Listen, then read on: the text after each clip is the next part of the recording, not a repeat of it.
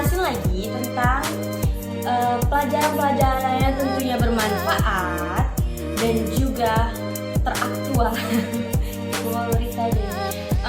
Yaitu tentang sistem reproduksi wanita dan laki-laki.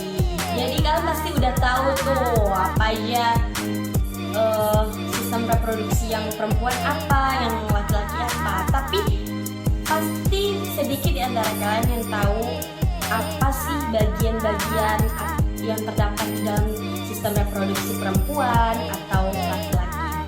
Dan di sini di video kali ini aku bakal jelasin apa aja itu bagian-bagiannya, termasuk fungsi-fungsinya dan bagaimana terbentuknya, bagaimana pengeluarannya, nanti bagaimana dia bakal tercipta atau gimana. Silakan kalian simak video aku sampai habis. Semoga kalian suka. Oke, dan jangan lupa like, comment, and subscribe. Nah, sebagai makhluk hidup yang berkehidupan sosial, berkembang biak merupakan hal yang sangat penting yaitu untuk mempertahankan keturunan, untuk mendapatkan keharmonisan. Tuh dalam suatu hubungan atau keluarga tuh kalau memiliki anak itu merupakan suatu tujuan atau suatu yang ingin dicapai dalam pernikahan tersebut. Nah, dari sistem reproduksi manusia. Nah, ada berbagai macam manfaat dari proses reproduksi selain sebagai sarana untuk berkembang biak nih teman-teman. Pada sistem reproduksi pria dan wanita memiliki perbedaan dan fungsi masing-masing, namun saling melengkapi satu sama lain. Jadi nggak sama ya cara kerja gimana yang sistem reproduksi wanita dan apa pula yang terjadi di sistem reproduksi pria itu berbeda teman-teman. Nah, penyusunnya pun juga berbeda. Nah, reproduksi merupakan upaya untuk menghasilkan keturunan melalui beberapa tahapan dari proses seksual. Sistem reproduksi manusia pada wanita tuh bekerja secara sendiri-sendiri, namun saling membutuhkan. Secara sederhananya tuh proses reproduksi itu hasil dari sperma kemudian mengalami pembuahan oleh sel telur yang berada pada wanita. Nih, kalau sel sperma tuh berada pada pria nih teman-teman, dan kalau yang ada pada wanita itu namanya sel telur. Nah, sistem reproduksi pada pria berfungsi sebagai produksi atau penyimpanan sel sperma untuk pembuahan sel telur yang terdapat pada wanita. Nah, sementara pada wanita ini berfungsi untuk memproduksi sel telur dan mengandung janin yang berada di dalam perut. Nah, mengandungnya itu yaitu kita seperti wanita ini mengandung anak 9 bulan. Itu proses dari sudah terbentuknya atau bertemunya sel sperma dan sel telur. Sekarang kita bakal mengenal lebih dalam tentang masing-masing sistem reproduksi, baik itu yang pria maupun yang wanita. Nah, pertama kita akan membahas tentang sistem reproduksi pada pria. Nah, tentunya berbeda dengan sistem reproduksi pada wanita nih teman-teman. Ya, jelas berbeda ya. Karena sistem reproduksi pada pria ini tergolong lebih sederhana daripada wanita. Nah, serta memiliki struktur organ yang kebanyakan berada di luar. Nah, meskipun sistem reproduksi pada wanita dan pria terbagi atas sistem reproduksi eksternal dan internal, namun pada sistem reproduksi pria, organ sistem reproduksi lebih banyak berada di luar daripada yang di dalam. Berbeda dengan yang perempuan. Nah, kenapa aku sebut tadi sistem reproduksi pria itu lebih sederhana daripada wanita? Karena wanita itu lebih kompleks ya teman-teman. Karena apa? Sistem reproduksi pria itu hanya membuat atau menghasilkan sperma lalu baru disalurkan ke ke tempat perempuan, yaitu melalui vagina. Lalu nanti dia akan mencari sel telur, teman-teman. Nah, di sana tuh terjadi proses yang sangat panjang hingga seorang wanita mengalami kebuntingan. Nah, makanya kenapa disebut sistem reproduksi wanita itu lengkap atau kompleks, dan kenapa sistem reproduksi pria itu sangat sederhana. Nah, tentunya kita akan bahas bagian-bagian dari sistem reproduksi pria. Yang pertama ada penis. Nah, organ yang satu ini tuh tergolong organ pada sistem reproduksi eksternal atau berada di luar tubuh. Nah, fungsi dari organ ini sebagai penghubung organ reproduksi wanita untuk menghantarkan sperma sebagai sel pembuahan oleh sistem reproduksi wanita. Nah, dari penis nanti dia akan dihantarkan ke vagina. Lalu yang kedua itu ada skrotum. Nah, skrotum ini tuh merupakan organ eksternal juga yang terdiri dari kantong kulit yang menggantung di antara kedua selangkang kaki yang berfungsi untuk melindungi organ bagian dalam, ya ini seperti testis, saraf, dan pembuluh darah. Dan di sana itu terjadinya di dalam skrotum itu nanti terjadinya pembuatan sperma, teman-teman. Nanti bakal kita jelasin lagi. Nah, lalu ada testis ini sendiri. Testis ini tuh merupakan organ yang terpenting di dalam sistem reproduksi pada pria loh. Ya, dia tuh berada di dalam skrotum yang aku bilang tadi, karena skrotum itu pembungkus luar untuk melindungi testis, karena testis itu sangat penting dan sangat lunak ya teman-teman, jadi dia tuh harus dilindungin. Nah, testis ini tuh terdiri dari kelenjar yang berfungsi untuk memproduksi sel sperma dan testosteron.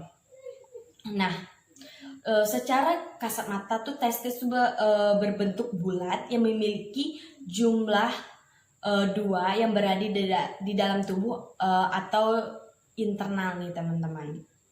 Nah, selain organ intim tersebut, sistem reproduksi pada pria tuh juga didukung oleh beberapa sistem reproduksi internal yang disebut sebagai organ aksesoris. Nah, organ aksesoris terdiri dari uretra, vas deferens, epididymis, vesicula seminalis, ductus, ejaculatorius, kelenjar prostat, dan kelenjar bulbouretal. Nah, organ-organ aksesoris ini akan berfungsi sebagai penyimpan dan pengeluaran yang dapat membantu dalam sistem reproduksi pada pria.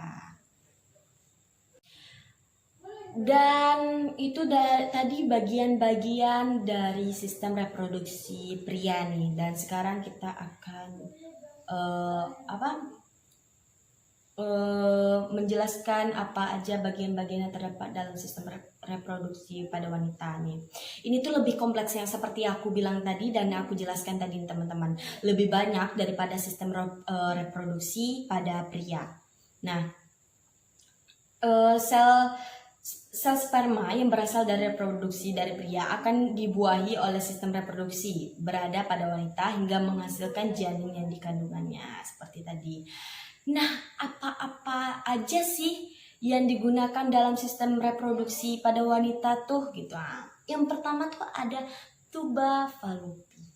Organ ini tuh berbentuk tabung kecil yang menempel pada bagian atas rahim. Nah, organ ini tuh berfungsi sebagai jalur sel telur untuk bergerak dari ovarium ke rahim. Nah, yang kedua ada ovarium.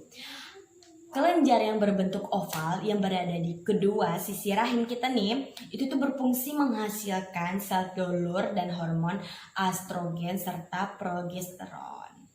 Lalu Selanjutnya ada vagina dan serviks. Nah, vagina ini tuh berfungsi sebagai penghubung pada jalur serviks atau mulut rahim ke bagian luar nih. Nah, vagina juga berfungsi sebagai jalur lahirnya bayi serta sebagai penghubung sistem reproduksi pria. Nah, jadi tuh vagina tuh juga banyak gunanya nih teman-teman. Terus ada yang terakhir itu ada uterus atau rahim. Nah, rahim ini tuh merupakan tempat perkembangbiakannya janin yang berada di dalam tubuh dan terbentuknya seperti buah pir.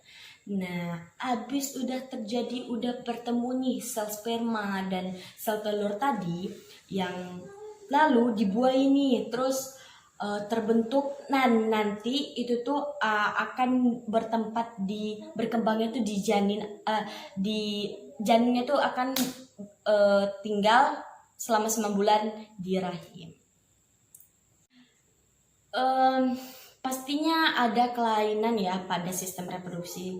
Nah, itu tuh ada beberapa kelainan itu atau ada beberapa penyakit yang bisa terjadi pada sistem reproduksi, baik sistem reproduksi pria ataupun sistem reproduksi wanita. Apa aja tuh? Seperti kalau yang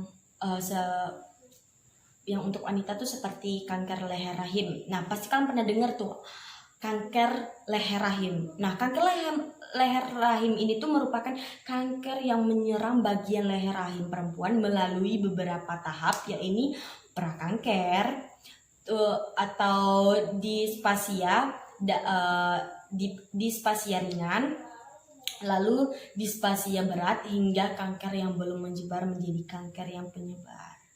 Nah, lalu ada kanker ovarium.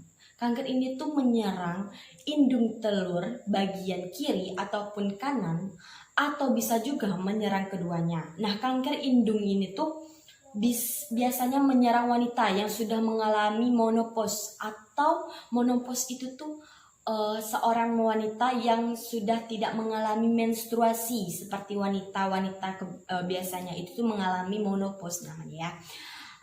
Yang itu tuh yang biasanya tuh terkena kepada orang tua yang sudah berusia di atas 50 tahun. Tapi teman-teman, ada juga yang namanya menopause dini. Jadi nggak heran ya sebenarnya, tapi itu tuh terjadi dari 1 dari 10 wanita lah, itu perbandingannya kira-kira. Lalu ada endometriosis, penyakit endometriosis. Pasti kedengarannya agak asing karena agak jarang ya kedengarannya. Itu tuh penyakit ini tuh yang terjadi pada sistem reproduksi wanita juga, yang disebabkan oleh jaringan endometrium yang tumbuh di luar rahim. Nah, tapi mungkin itu agak sedikit ya yang kena. Terus lalu ada hamil anggur. Nah, pernah dengar gak sih apa itu hamil anggur? Itu tuh kehamilan yang tidak berisi, teman-teman. Janin tidak berisi janin yang akan tetapi berisi gelembung-gelembung mola dan darah yang membeku nih. Hamil ini tuh bisa menyebabkan rasa sakit yang luar biasa. Itu tuh hingga tuh bisa menyebabkan kematian kepada ibunya karena pendarahan dan tembusnya dinding rahim oleh proses mola serta infeksi. Banyak ya yang terjadi kepada wanita-wanita yang ada di dunia ini yang hamil anggur itu, dan terkadang mereka tidak menyadari, mereka masih mengira kalau mereka itu hamil karena itu memang mirip dengan gejala hamil, teman-teman. Itu tuh jadi, tapi perbedaan itu dia tuh sering merasakan rasa sakit yang amat luar biasa, dan itu tuh diabaikan mungkin oleh sebagian wanita karena menganggap mereka alah palingan ini cuman sakit biasa dan nanti bakal hilang. Dan terkadang itu tuh jangan dianggap remeh teman-teman. Kalau misalnya menemui gejala yang tidak biasa pada kehamilan, sebaiknya kita tuh mengecek lebih cepat ke dokter dan konsultasi ke dokter kandungan teman-teman, agar mencegah terjadinya yang tidak kita inginkan atau yang bisa menyebabkan kematian teman-teman. Nah, yang terakhir itu ada kanker prostat. Aku tuh bahasnya nggak semua penyakit ya. Jadi ini tuh sebagian dan yang lumayan banyak terjadi pada wanita kebanyakan. Nah, kanker prostat. Kanker prostat ini tuh menyerang kelenjar prostat yang terdapat pada organ reproduksi pria. Kanker ini tuh menyebabkan sel yang ada di dalam kelenjar prostat tumbuh secara tidak normal nih, tidak seperti biasanya nih teman-teman, dan tidak terkendali. Kanker ini sendiri tuh biasanya menyerang pria yang berusia 60 tahun ke atas. Nah, sekarang kita sebelum kita membahas tentang bagaimana pembentukan sperma, kita harus tahu nih struktur sperma itu sendiri terdiri dari apa aja. Nah, sperma ini itu sendiri tuh berbentuk seperti kecebong. Kalian pernah ngeliat kecebong nggak? Kecebong itu tuh telur anak katak. Yang sebelum dia menjadi anak katak atau kodok tuh dia berbentuk kecebong. Nah, kira-kira seperti itulah sperma. Nah, dan sperma ini tuh terbagi menjadi 3 bagian, yaitu tuh terdiri dari kepala, leher, dan ekor. Nah, kepala ini tuh berbentuk lonjong, agak gepeng, berisi inti atau nukleus. Nah, bagian leher tuh menghubungkan kepala dengan bagian tengah, sedangkan ekor berfungsi untuk bergerak maju supaya dia tuh bisa bergerak gitu. Nah, panjang ekor itu tuh sekitar 10 kali bagian kepala. Nah, yang pertama tuh kita akan menjelaskan apa yang terdapat pada kepala. Nah, kepala sperma itu sendiri. Nah, kepala pada sel sperma itu berbentuk lonjong kan, seperti yang aku jelaskan tadi itu, dan terdapat inti sel atau nukleus. Nah, dengan kandungan informasi genetik berupa DNA yang berada di dalamnya. Lalu informasi genetik inilah yang akan bertemu dengan informasi genetik dari sel telur dan akan menentukan apakah janinnya itu seorang laki-laki ataupun perempuan. Kepala sperma ini tuh berbentuk lonjong, mengandung nukleus. Nah, inti tersebut tuh mengandung DNA, lalu informasi genetik yang akan diwariskan nantinya. Begitu. Lalu pada kepala sperma itu juga terdapat enzim seperti enzim hyaluronidase yang berfungsi untuk menembus lapisan korona radiata pada ovum, dan enzim akrosin yang menembus zona pelusida. Kenapa sih dia tuh berisi enzim? Supaya dia tuh bisa nembus sampai menemui sel telur, teman-teman. Karena kalau tidak dibekali atau tidak dibekali oleh enzim tersebut tuh bakal susah dia tuh buat bergerak atau bisa menembus dinding itu, karena proses itu sangat panjang sampai dia tuh menemui sel telur yang berada pada wanita. Nah, pada kepala sel sperma ini tuh juga diselubungi oleh 2 enzim yang membantu sel sperma menembus pertahanan reproduksi wanita yang seperti aku sebutin tadi nih. Nah, kepala atau caput terdiri dari sel berinti tebal dengan hanya sedikit sitoplasma, mengandung inti atau nukleus dengan kromosom dan bahan genetiknya. Pada bagian membran permukaan di ujung kepala sperma terdapat selubung tebal hyaluronidase dan proteinase yang berfungsi untuk menembus lapisan perlindungan ovum tadi. Lalu ada ekor atau bagian tengah dari sperma. Ini tuh dibungkus oleh mitokondria yang merupakan sumber energi bagi sperma yang berguna sebagai sumber energi bagi sel sperma dan menjalankan aktivitasnya. Nah, di dalam mitokondria ini itu tuh terdapat 11 buah mikrotubulus serta mempunyai ATP untuk menghidrolisis atau mengolah ATP sebagai bahan utama sumber energi.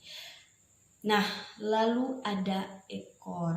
Nah, ekor ini tuh merupakan berupa flagela atau alat gerak nih dari sperma tuh. Berbentuk sitoskeleton yang berukuran panjang yang berfungsi untuk mendorong sperma ke depan agar dia bisa bergerak dengan kecepatan 30 inci per jam. Setelah kita tahu bagian-bagian dari sperma, sekarang kita masuk ke proses pembentukan sperma. Bagaimana sih proses pembentukan sperma? Nah, baiklah, aku bakal jelasin. Proses pembentukan sperma itu tuh dipengaruhi oleh beberapa hormon nih, yang dihasilkan oleh kelenjar hipofisis, yaitu LH dan FSH. Fungsi LH atau luteinizing hormone adalah untuk merangsang sel Leydig untuk menghasilkan hormon testosteron. Nah, lalu fungsi FSH juga meliputi perannya pada proses spermatogenesis. Nah, yaitu itu perubahan dari spermatid menjadi sperma. Selanjutnya juga ada peran dari GH atau growth hormone yang mengatur pembelahan awal spermatogenia. Nah, lalu spermatogenesis mencangkup pematangan sel epitel germinal melalui proses pembelahan dan diferensial sel yang bertujuan untuk membentuk sperma fungsional. Pematangan sel terjadi di tubulus seminiferus yang kemudian disimpan di epididymis nih. Nah, yang epididymis itu tuh yang terdapat pada kanton tadi, yang pada testis tadi. Spermatogenesis berawal dari sel spermatogonia yang terdapat pada dinding tubulus seminiferus. Lalu setiap spermatogonia itu mengandung 23 pasang kromosom. Nah, lalu mengalami pembelahan mitosis yang menghasilkan spermatosit primer yang mengandung 23 pasang kromosom.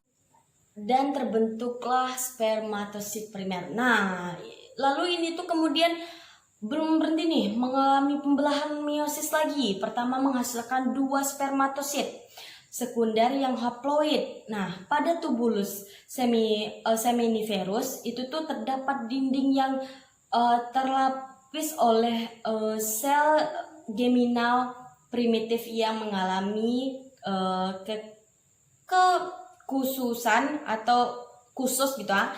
Sel germinal ini tuh disebut dengan spermatogonium atau satu testis umumnya mengandung sekitar 250 lobulus testis. Nah, tubulus ini tuh seminiferus itu tuh terdiri dari jumlah besarnya sel epitel geminal. Nah, ini tuh aku jelasin proses pembentukannya aja ya, tidak sampai proses bagaimana lalu sel sperma keluar, lalu masuk ke vagina, apa. Ini tuh aku hanya menjelaskan sekilas tentang pembentukannya aja. Nah, sekarang aku akan menjelaskan proses pembentukan sel telur. Nah, bagaimana proses sel telur itu terbentuk. Nah, proses ini tuh sering juga disebut dengan oogenesis. Nah, terjadi di dalam kelenjar reproduksi wanita. Dalam kelenjar ini tuh dihasilkan gamet atau sel germinal untuk proses pembentukan sel telur selanjutnya. Nah, beberapa tahap proses pembentukan sel telur itu tuh ada. Yang pertama, ada fase penggandaan. Nah, ketika masa perkembangan janin, beberapa sel yang ada di dalam sel telur perempuan berukuran lebih besar ketimbang yang lain. Sel-sel ini tuh kemudian membelah diri atau mitosis menghasilkan jutaan oogonia atau sel induk telur atau oogonium. Nah, lalu ada fase pertumbuhan nih. Nah, fase ini tuh selanjutnya fase growth, fase atau fase pertumbuhan, yaitu fase yang paling lama nih. Nah, pada tahap ini tuh sel induk telur berkembang menjadi sel yang lebih besar atau disebut dengan oosit primer. Nah, oosit dengan ukuran yang lebih kecil akan menjadi badan polar pertama. Lalu oosit primer ini tuh memiliki jumlah kromosom yang sama dengan sel induk telur, yaitu 23 pasang kromosom. Nah, dan pada pola pertama tuh oosit sekunder akan kembali mengalami mitosis atau pembelahan membentuk badan polar kedua dan ootit. Pada masa pubertas bisa ditemukan sekitar 60.000 hingga 80.000 folikel primer di tiap sel telur. Nah, yang ketiga ada fase pematangan. Nah, fase ketiga ini tuh sekaligus fase terakhir atau maturation fase. Nah, ini tuh ketika meiosis 1 sudah terpenuhi, saat berada dalam tahap ini tuh 2 sel haploid terbentuk dalam folikel namun ukurannya berbeda-beda. Nah, satu sel anak akan membentuk badan kutub, sementara sel anak lainnya masuk dalam tahap meiosis 2. Kemudian badan kutub akan membentuk 2 badan kutub ketika oosit sekunder berada di tahap